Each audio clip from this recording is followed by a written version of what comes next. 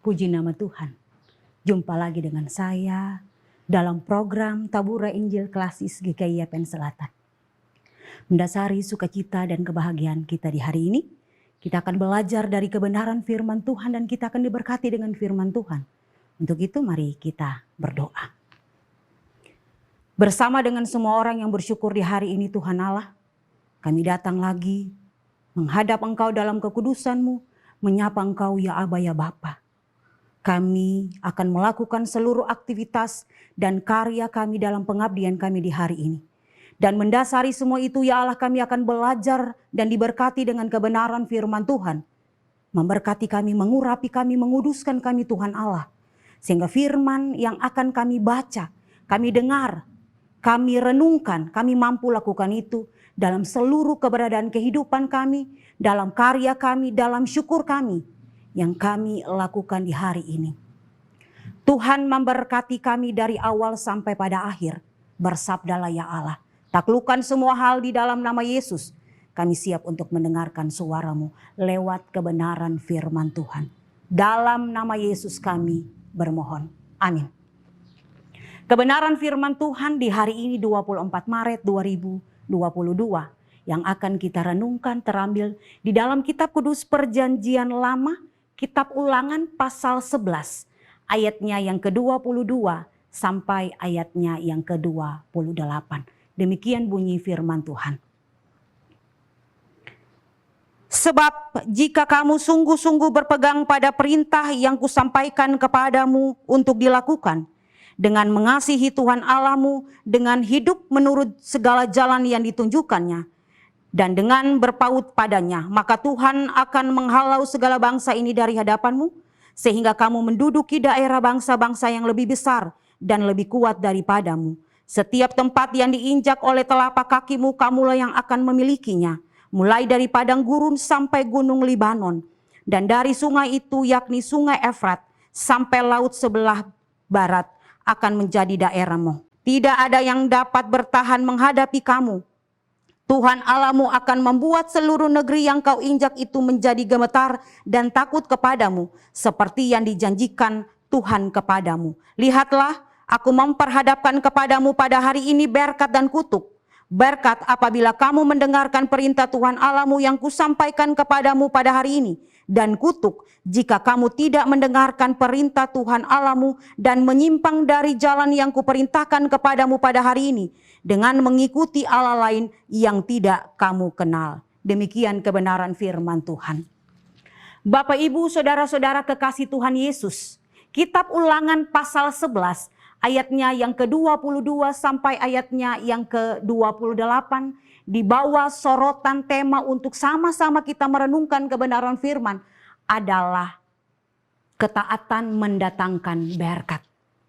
Saudara-saudara kekasih Kristus, siapapun kita manusia dalam dunia ini pasti menginginkan kehidupan yang baik-baik saja. Pasti menginginkan kehidupan yang diberkati, sejahtera, sehat, makmur, penuh dengan sukacita, penuh dengan kebahagiaan. Dan sebaliknya, semua itu akan mengacu kepada hal-hal yang baik yang namanya berkat. Dan tidak ada seorang pun yang menginginkan kehidupan yang menderita, sakit, miskin, dan sebagainya. Dan semua itu mengacu kepada hal-hal yang buruk, yaitu kutuk. Jika kita simak baik-baik pembacaan kita dari Ulangan 11 ayat 22 sampai 28 ini, sebenarnya Allah memberikan kita kebebasan untuk memilih. Allah memberikan kita kebebasan seluas-luasnya untuk kita bisa membuat pilihan, menentukan pilihan untuk memilih mana yang harus kita jalani. Apakah kita akan memilih taat pada kehendak dan peraturan serta perintah Tuhan, ataukah kita akan memilih mengikuti keinginan kita sebagai manusia yang terbatas? Sebab jarak antara berkat dan kutuk itu hanya dibatasi dengan satu kata, yaitu ketaatan. Dan hal yang paling penting dalam sebuah ketaatan adalah mendengar.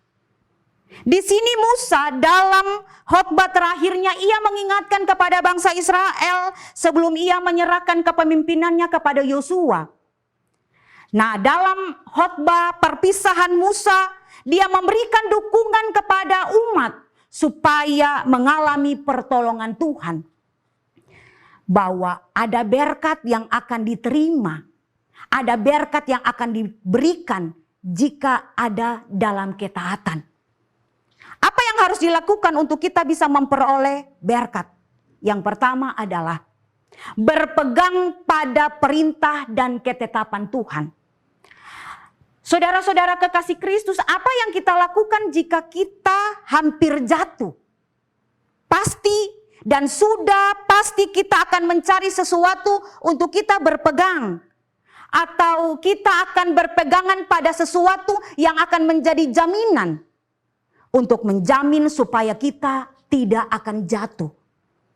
Apa yang Musa sampaikan kepada Israel adalah pedoman untuk kelangsungan kehidupan mereka dan keselamatan mereka ketika mereka ada di tanah Kanaan.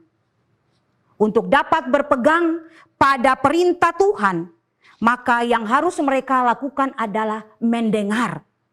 Mendengar dulu isi perintah itu. Mengapa hal itu penting?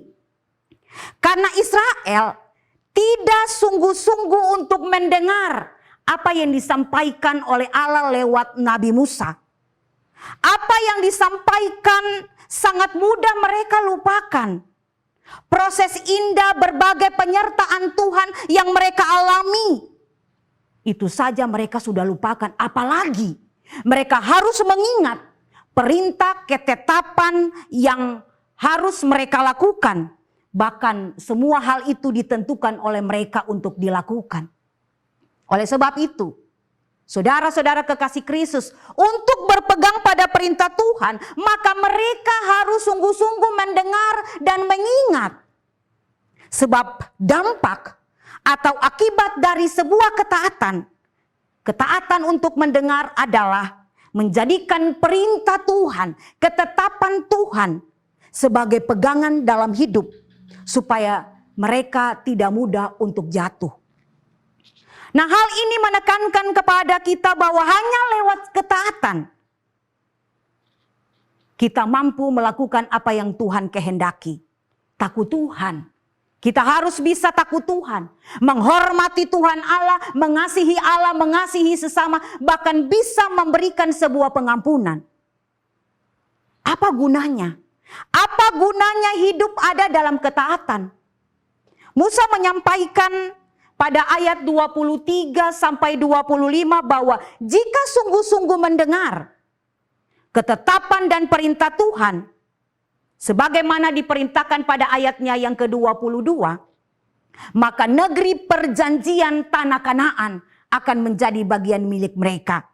Sebab tanah Kanaan tidak direbut dengan susah payah, tapi tanah Kanaan itu diberikan oleh Allah kepada bangsa Israel dengan cuma-cuma. Hal ini juga mau menekankan bahwa hanya lewat sebuah ketaatan dan kepatuhan kepada perintah dan ketetapan Tuhan, maka akan memperoleh berkat.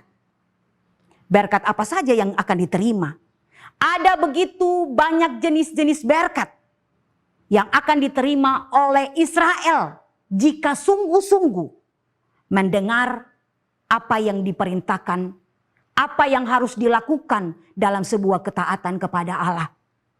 Bandingkan jenis-jenis berkat yang ada pada Ulangan 28 ayat 1 sampai ayatnya yang ke-10.